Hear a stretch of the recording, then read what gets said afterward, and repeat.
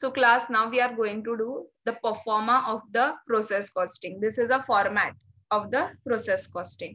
Now, debit and the credit, but particulars column, unit column and the amount column. Now class, apart from these two columns, we make one more column, that is a rate column.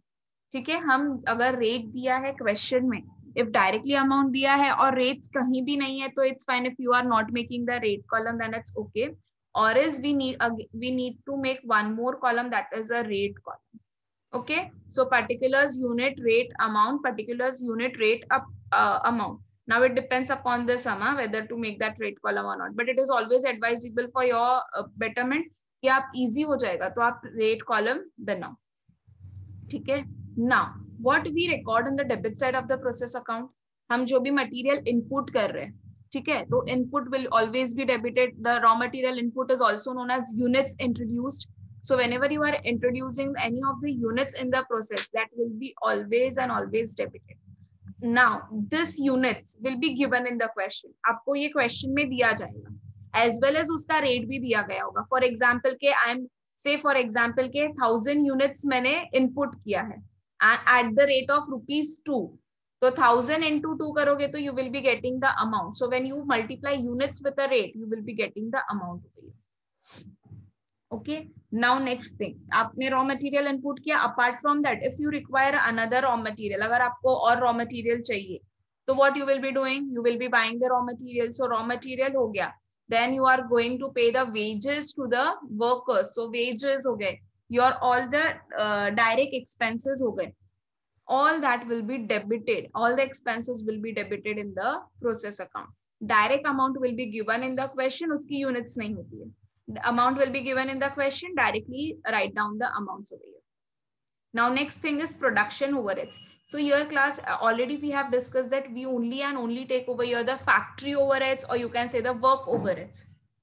ठीक है, हम सिर्फ यहाँ पर manufacturing के related जितने भी ये है मैन्युफैक्चरिंग अकाउंट में जितने भी हम आइटम्स लिखते थे, अगर उसके related any of the expenses are coming, then only you will be recording in the process account. Here in the process account, we are not taking the selling and distribution overheads as well as office and administrative overheads. हमारा ये सारा process कहाँ पर हो रहा है? Manufacture हो रहा है हमारा फैक्ट्री में. सो सारे खर्चे जो भी फैक्ट्री रिलेटेड आएंगे तो हम सिर्फ वो ही वाले यहाँ पर लेंगे. Okay, so next is to production overheads. Production overheads also known as a factory overheads, work overheads. Okay.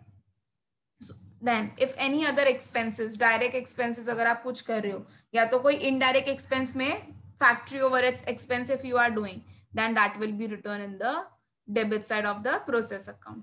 ठीक है, अभी सिर्फ इधर तक देखते हैं, till here, only till here. Now let's move to the credit side.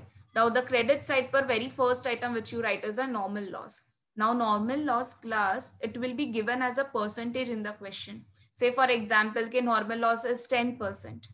तो आपको वो जो 10% है वो किसका निकालना है? That 10% will be of the units introduced.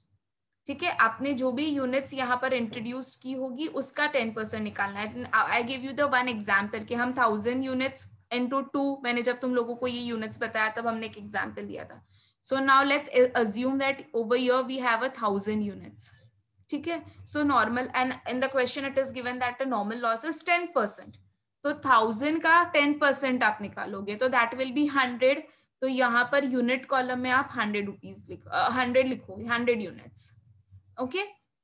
Now suppose वो वेट लॉस हो गया तो उसकी कोई भी वैल्यू नहीं होगी, because we discussed that weight loss we can not regain it and it don't have any saleable value as well. Whereas अगर स्क्रैप लॉस हुआ है तो उसकी वैल्यू क्वेश्चन में दी गई होगी कि ये जो हमें यूनिट्स लॉस हुई वो हमने कितने में बेची. तो अगर value is given then multiply the value and write down the amount over here. But always remember normal loss is always and always of the raw material input. ये जो इसके ऊपर ही calculate होता है हमेशा. Okay. Now next is unit transfer to next process. Generally in the 90% of the sums they will be giving you up the unit transfer to the next process. ठीक है, units आपको यहाँ पर दिया गया होगा but you need to find out the amount. Amount नहीं दिया होगा. से फॉर एग्जाम्पल अगर यूनिट्स टैली हो जा रही है यहाँ पर, से फॉर एग्जाम्पल यहाँ पर सिर्फ 1000 यूनिट्स है, यहाँ पर सिर्फ 100 है. तो अगर और यूनिट्स के बारे में कुछ भी नहीं बोला है, then this will be your balancing figure. Okay, but अगर unit transfer to next process दे दिया है, let's assume over here we have 1000 units, we have taken it as 1000. 100 का आपका क्या हो गया था, नॉर्मल लॉस हो गया था. ठीक है, मैंने बोला कि आउटपुट आपका 700 यूनिट्स है. ठीक है, यहाँ पर 1000 यूनिट्स को अज्यूम करके चल रहा है, यहाँ पर 100 यूनिट्स है. Here we have taken it that output is of 700 units. तो टेल मी, क्या अभी भी क्रेडिट साइड का टोटल जो मैच कर रहा है? We want 1000 units, because always and always class remember कि सबसे पहले ना क्वांटिटी का कॉलम क्लोज होता है. First you need to close the quantity column. So here when I have 1000 in the debit side, whereas 800 है मेरा credit side पर सिर्फ, so still 200 units का क्या है, balancing figure है. So that 200 rupees if I'm getting the balancing figure on the credit side, then it will be considered as my abnormal loss. And remember while doing the abnormal loss I told you कि normally abnormal loss हो गया, abnormal gain हो गया, ये हमारा balancing figure होगा quantity column का. तो देखो क्वांटिटी कॉलम में 200 यहाँ पर शॉर्टफॉल था, तो this will be our balancing figure abnormal loss. So abnormal loss का amount as well as unit transfer का amount you will have to find out. That is you have to take process cost का per unit. ठीक है, process cost per unit, PCPU, और इसको हम short में सिर्फ CPU भी बोलते हैं, कॉस्ट पर यूनिट. कैसे कैलकुलेट करते हैं, we are going to study this. Okay, इतना समझ में आया? ओके फाइन, चलो अब ये इतना सिनेरियो कंप्लीट हो गया. Now let's take another exam, same but हम उसको थोड़ा सा रिवर्स कर देते हैं. से फॉर एग्जाम्पल यहाँ पर 800 यूनिट्स है मेरी. Here I have 800 units, whereas in the credit side का total units I am getting 1000. Again I am repeating, 800 is the units in the debit side, whereas we have 1000 units on the credit side. तो अब मुझे बताओ shortfall of the units कहाँ पर है? It is on the debit side. 200 units का जो shortfall है, that is on the debit side now. So when you are getting the shortfall on the debit side, ठीक है, तो वो आपका क्या हो जाएगा, that will be your abnormal gain. Okay, that will be your what? That will be your abnormal gain. And as I told you, abnormal gain की क्या entry आएगी? Process account will be debited and abnormal gain account will be credited. So now if you are getting a 200 units ka shortfall over here, then this will be your abnormal gain. Again, you need to calculate the amount over here from process cost per unit, that is PCPU के through आपको ये calculate करना पड़ेगा. Okay, so what is the main scenario? You are going to first close your quantity column. ठीक है, फिर क्या करोगे, देखो जितने भी प्रोडक्ट जितने भी प्रोसेस के थ्रू गया है, वो प्रोसेस उतने आपको प्रोसेस अकाउंट बनाना पड़ेगा. Say for example, if one product is passed to the 3 process, then you will have to prepare a 3 process account. But जो last process account होगा ना, वहां पर आप किसी 4th process में आप ट्रांसफर नहीं करोगे. That will be your finished goods. ठीक है, जैसे ही प्रोसेस हमारे खत्म हो गए, तो हमारा सेमी फिनिश गुड्स जो भी है वो अगर हमारा फिनिश गुड्स में कन्वर्ट हो गया, तो हम लास्ट जो प्रोसेस अकाउंट होगा हमारा, उसमें क्या लिखेंगे, output of your last process account will get transferred class to your finish stock account. क्यों? क्योंकि एट लास्ट आपका वो फिनिश गुड्स बन गया है. तो दैट लास्ट प्रोसेस का output you will have to transfer to the finish goods account. ठीक है, and one more thing, now we are going to discuss about how to calculate cost per unit. Okay, अब देखो जो cost per unit है उसको क्या है, normal formula for cost per unit is normal cost divided by normal output. Normal cost divide by normal output. Now let's elaborate this, what I mean by normal cost.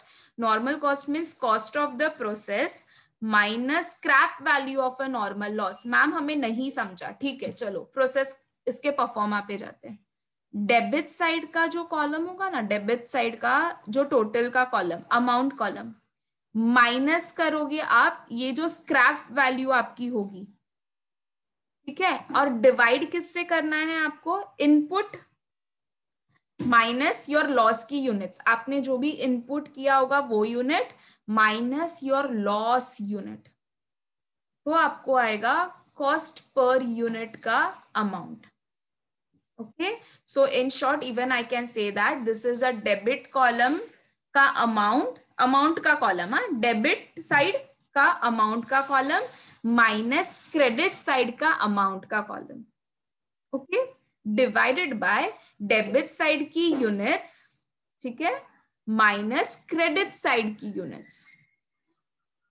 Okay and हमें debit side पर हमारे सारे raw material input और expenses होंगे, वेयरएल्स credit side पर हमारा अगर normal loss हुआ है तो हमारे पास उसकी स्क्रैप वैल्यू होगी कि वो कितने का नॉर्मल लॉस हुआ है, तो that you have to take amount.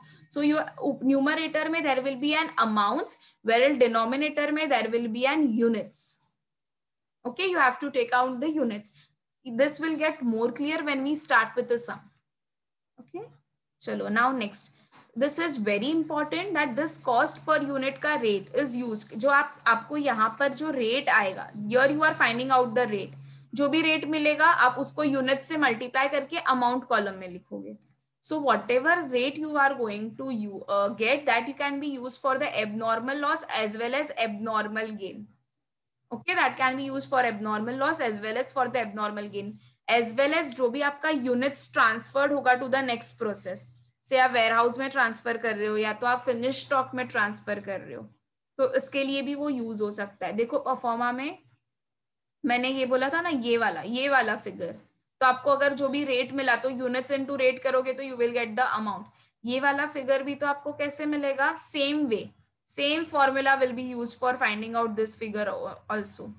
सो वही लास्ट स्लाइड में लिखा है कि आपने अगर ये एक बार फाइंड आउट कर दिया cost per unit, so it will be same, this cost per unit will be same for the output transfer to the next process as well as for finding out for the cost per unit of the abnormal loss and for the abnormal gain. This is what is written in the last slide. Okay, clear?